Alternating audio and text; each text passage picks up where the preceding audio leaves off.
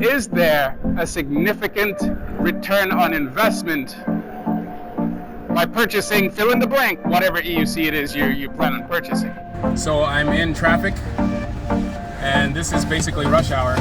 So I know what you guys are thinking. You're thinking, UStride, but why are you driving? Shouldn't you be riding? This is just a long stretch. Now check out my speed as it goes up. Holy smokes. What? Guys, what? This is why I need a wheel that does 60 miles an hour. Let's give it to King Song. Yeah, King Song, yay. Congratulations, King Song, wow. This is the most uncompromising wheel I've ever seen in my life.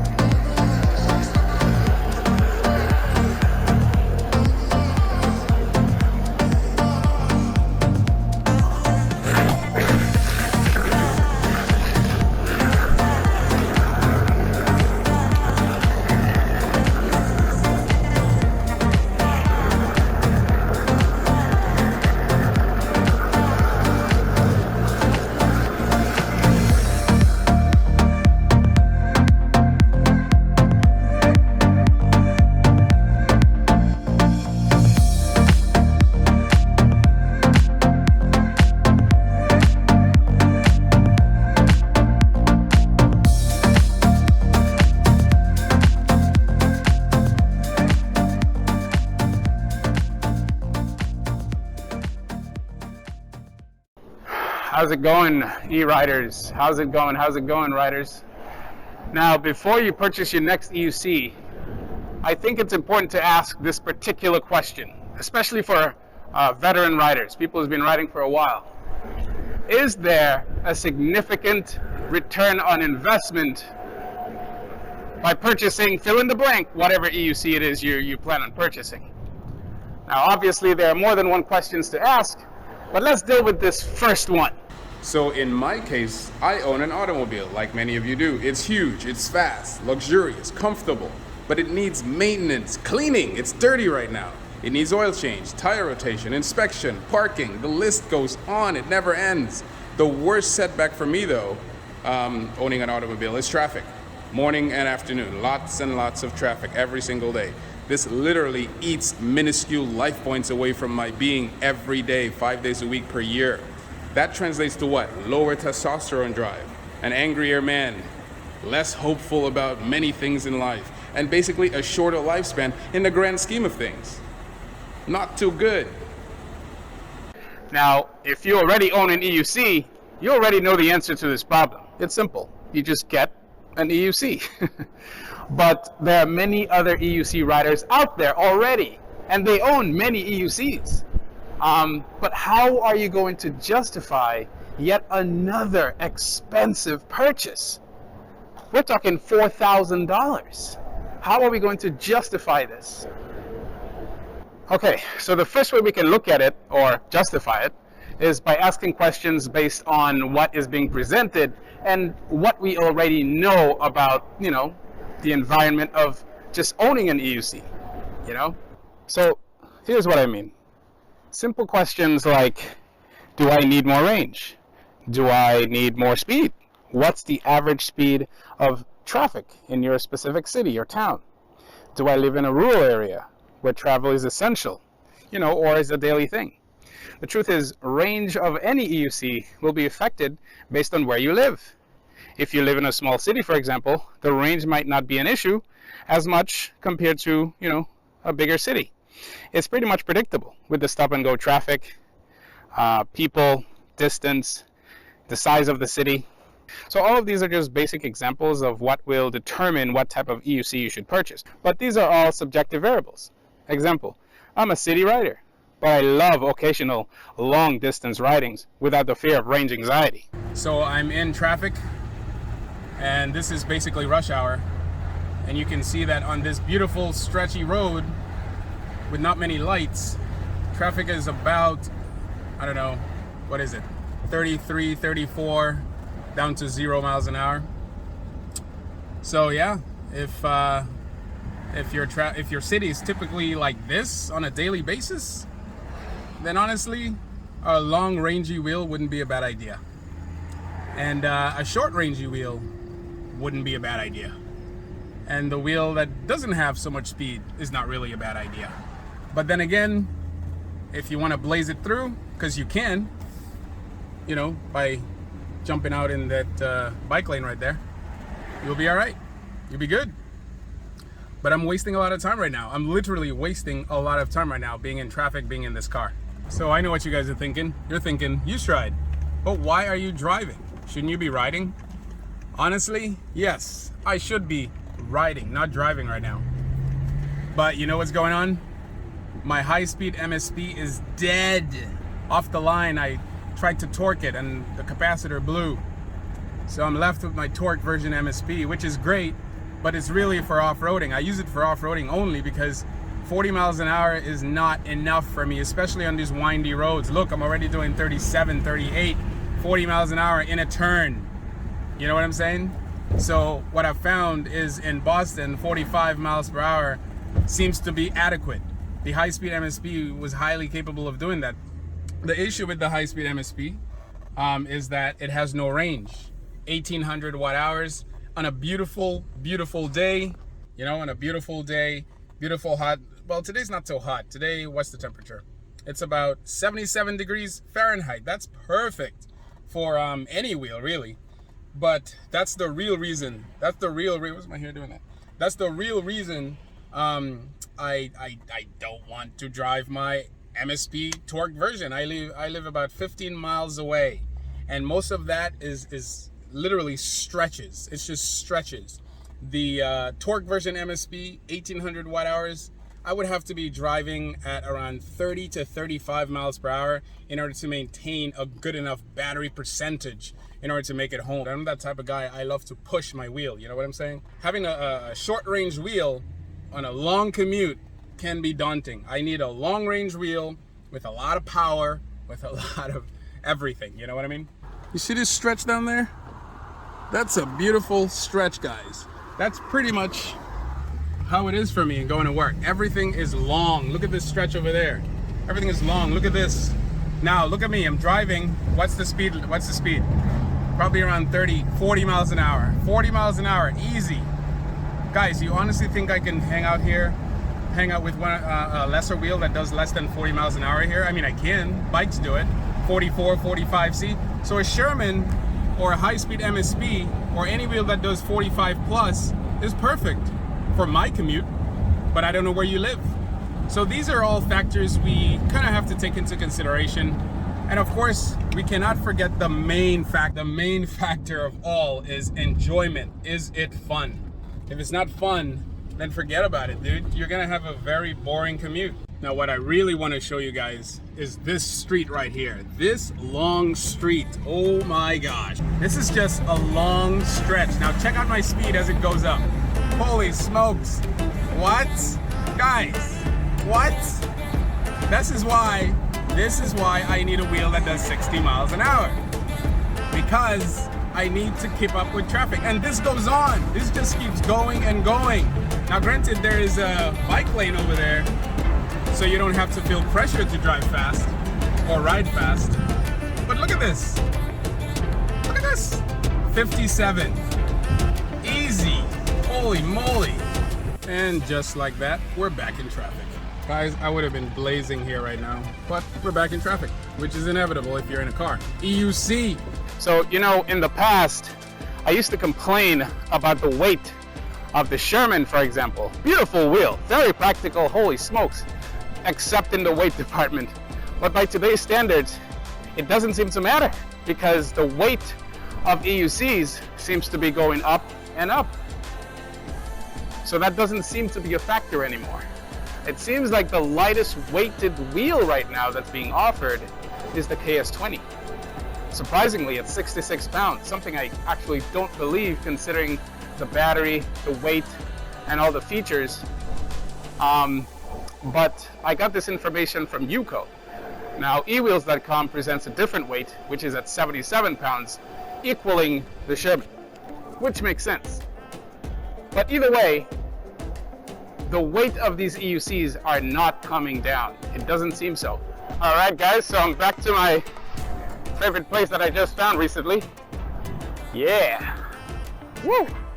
This is what I'm talking about, finding your place that you're so comfortable with, huh? Well, I just got at it. I just learned about this place, but I'm loving it. Anyway, back to the KS20. I'll tell you what though, what I really like about the KS20 is well, first let me mention this.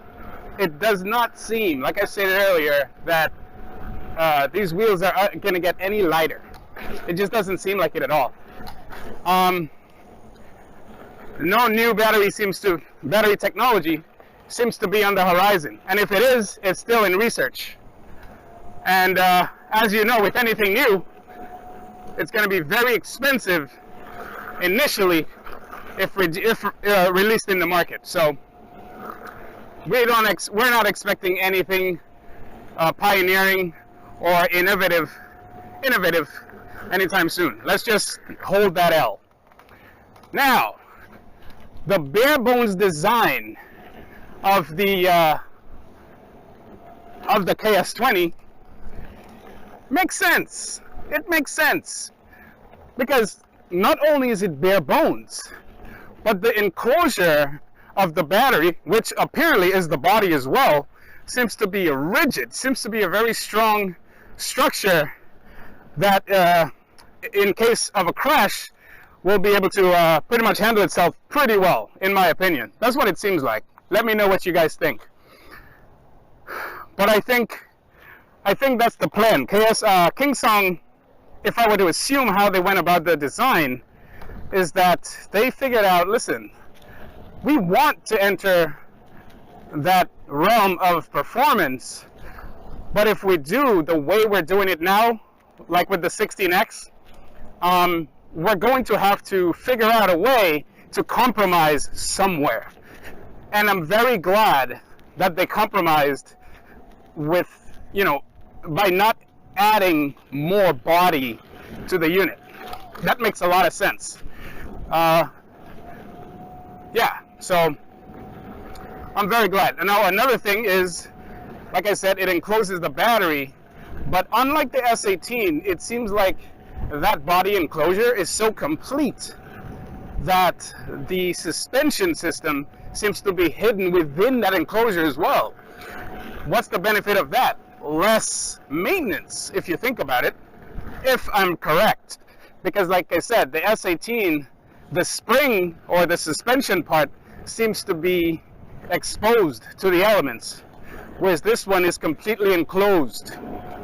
You know what I mean? But I don't know, we haven't seen any real footage of it in the real world. We've only seen pictures. So right now I'm just guessing. But it doesn't seem, I don't think I'm making a bad guess. I think that's the guess to make. Either way, the KS20 is a very good example of how to compromise properly. Okay, so considering the questions I presented to you earlier, range, your environment, speed, etc., torque, all these things, there are only two wheels right now that really seem to capture the needs of every single rider out there, and that is the KS20 and the Hero. Both KS20 and Hero allow for off-roading capabilities. Don't get me wrong, they all do. But these two particular wheels have suspension. And because of that,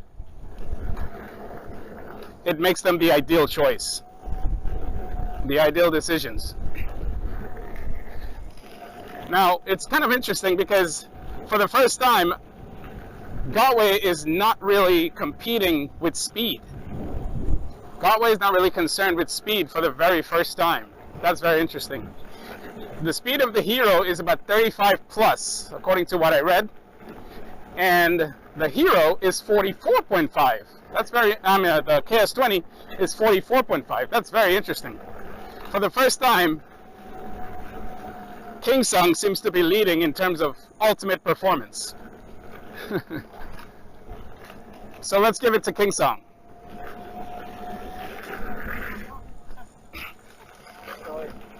Let's give it to King Song. Yay, yay, yay, King Song. Yay. Congratulations, King Song. Wow. This is the most uncompromising wheel I've ever seen in my life, to be honest. Thank you. Here he comes. Whoa.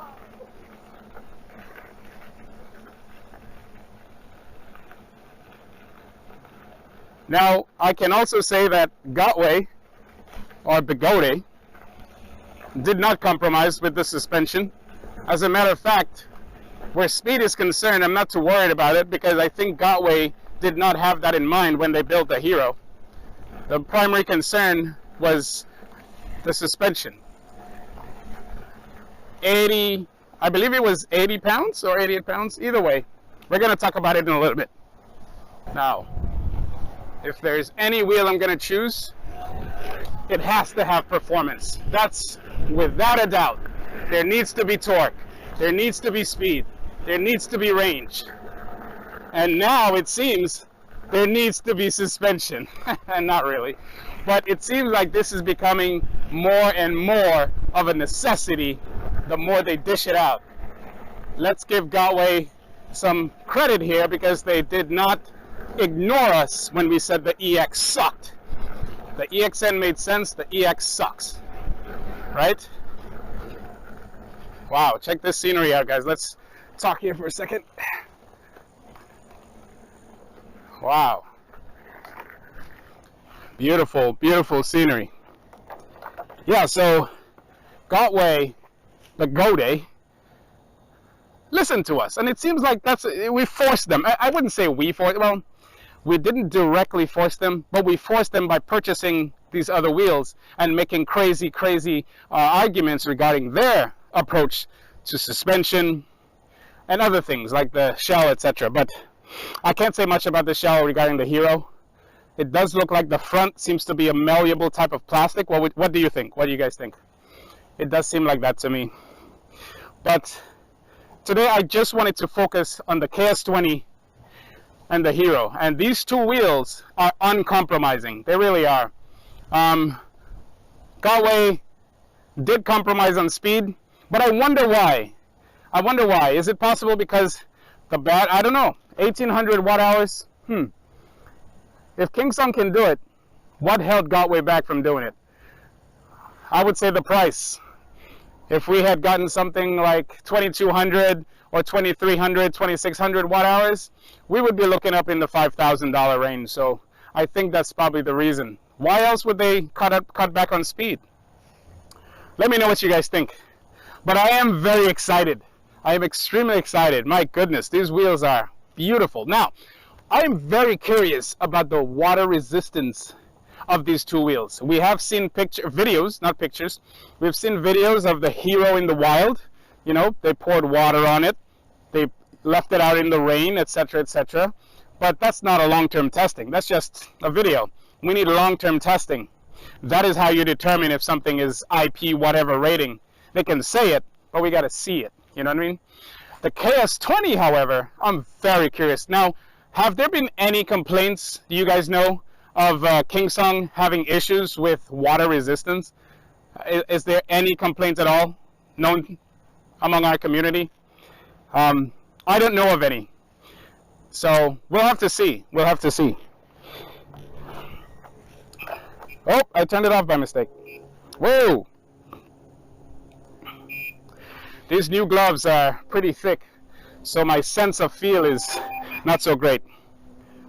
But check out the view, guys. My goodness. Woo! Let's get out of here. Anyway, let's go deeper into these wheels. Let's go deeper into their specs and features.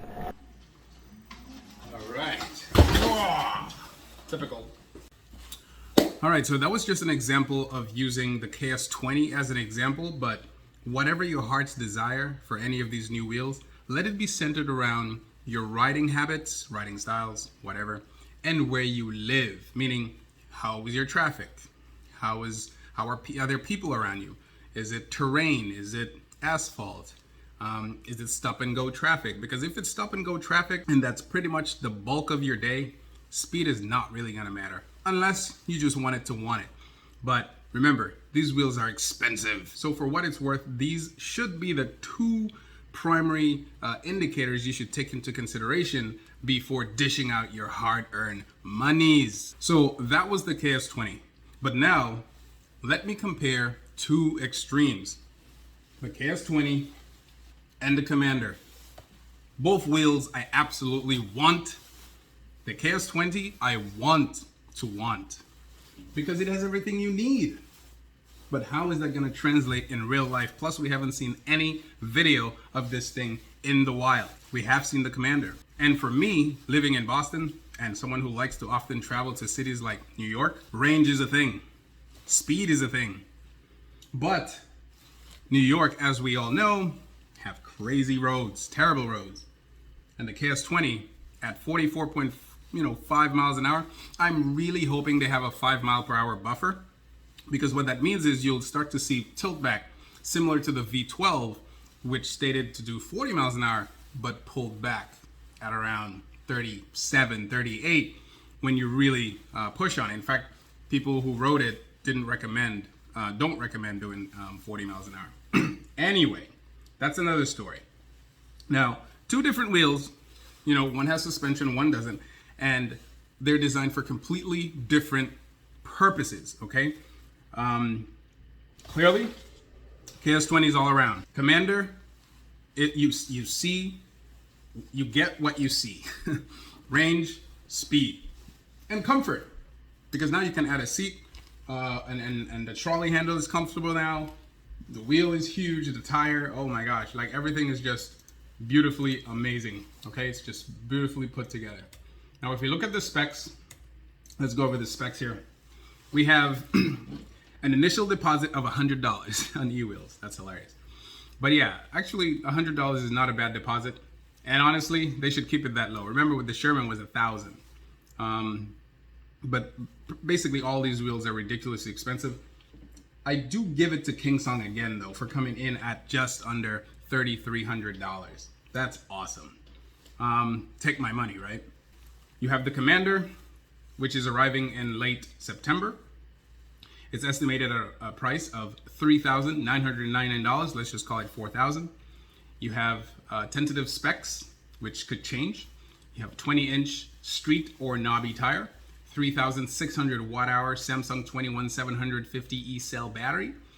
In comments, eWheels says it's our improved battery pack. So I'm guessing, I read something that eWheels might be contracting with someone else to pack their batteries for them, which would be great. We know eWheels loves safety. A 2,800 watt motor, freaking amazing. Upwards of 50 miles per hour max speed, available in either high torque or high speed. Now, my question is, does the high torque also do 50 miles an hour? That'd be amazing. Wow. Include fitted CNC pedals, and the weight is stated to be 85 pounds net weight. Now, there's a few things that eWheels did not mention. For example, it has that handle. It has the beautiful trolley handle. It has the LCD display. In some pictures, I saw that there was a kickstand. I'm not sure if that's something that's fitted onto the wheel or something that's retrofitted due to the mudguard. I'm not sure. Either way, the Commander does not look like it has any built-in kickstand, which would be awesome. Let's go into the KS20. The KS20's tentative price is $3,200. Take my money. Expected to arrive late December with a motor, 3,300 watt motor, 44.5 miles per hour top speed, 2,220 watt hour, 126 volt battery pack with a smart BMS, 20-inch tire, pretty much the same as the Commander, available in street or knobby. It has shocks, suspension, as you can tell. Estimated weight, 77 pounds. Now, UCO did say it's 66 pounds. So I'm curious to see why there's such a drastic change. That's literally 10 pounds. Other highlights, spiked pedals, integrated adjustable power pads, and up to a 10 amp rapid charger. But what's included when you purchase it is a 6 amp charger and a built-in kickstand. Now, obviously there are lots more other things like the adjustable headlights, the display on the top, and the seats. That's amazing.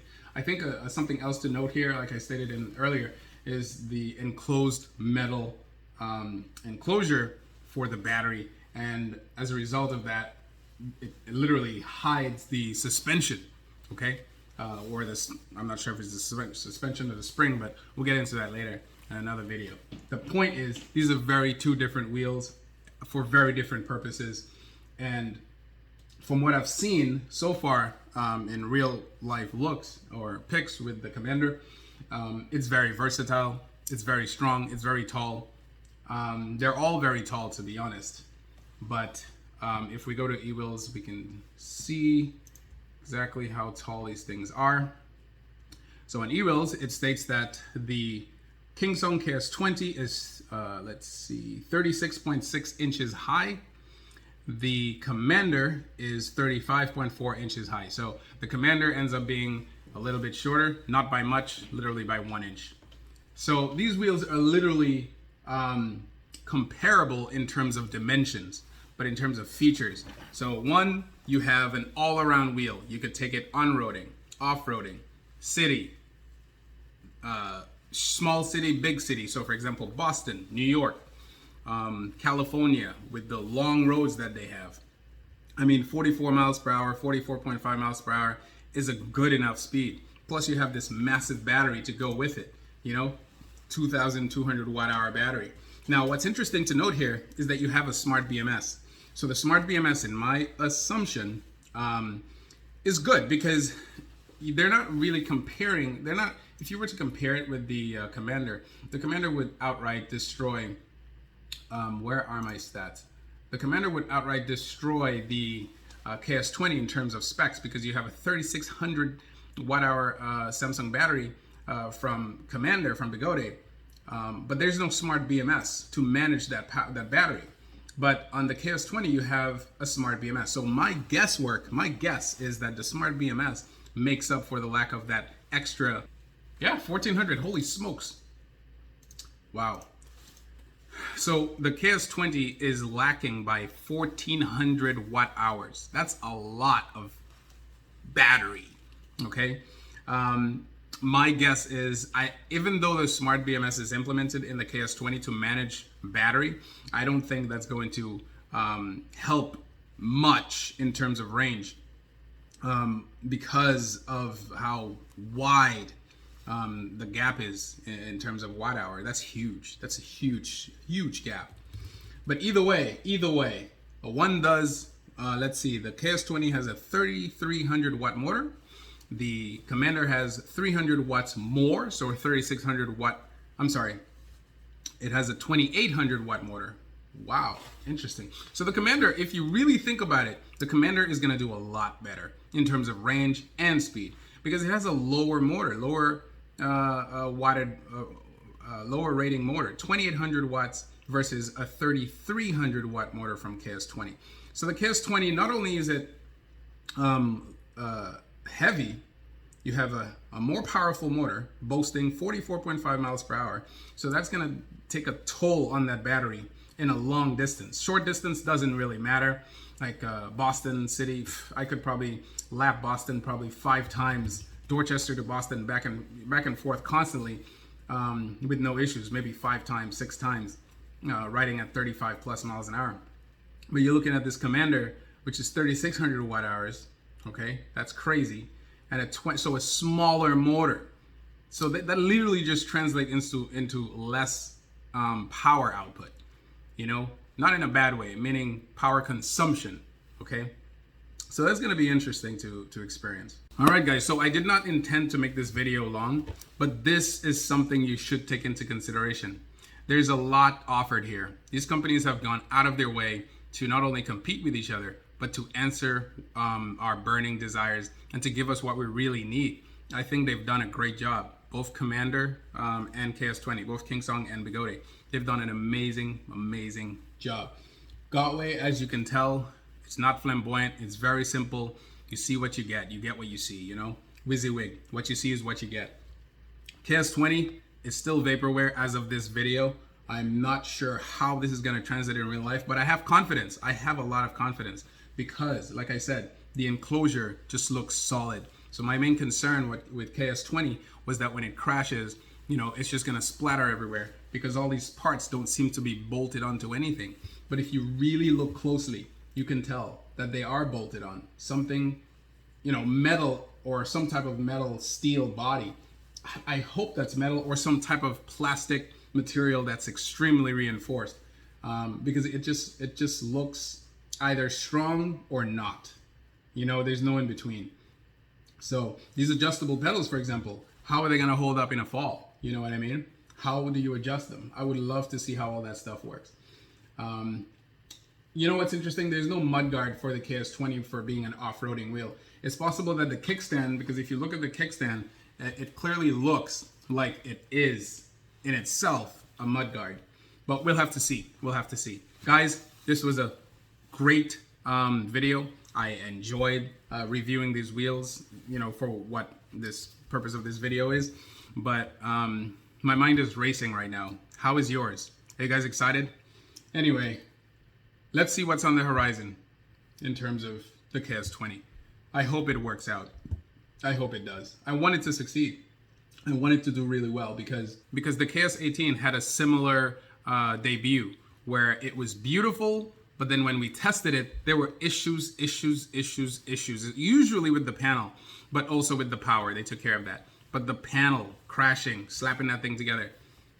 Let's see what's in store. Guys, have an awesome night. Chat more about this in the comments. Let me know what you think. Please support this channel. If it's your first time here, please subscribe and support me in the Cash App or however you decide to support me, because I would like help to purchase one of these wheels to review. Guys, have an awesome night. Peace. Happy riding.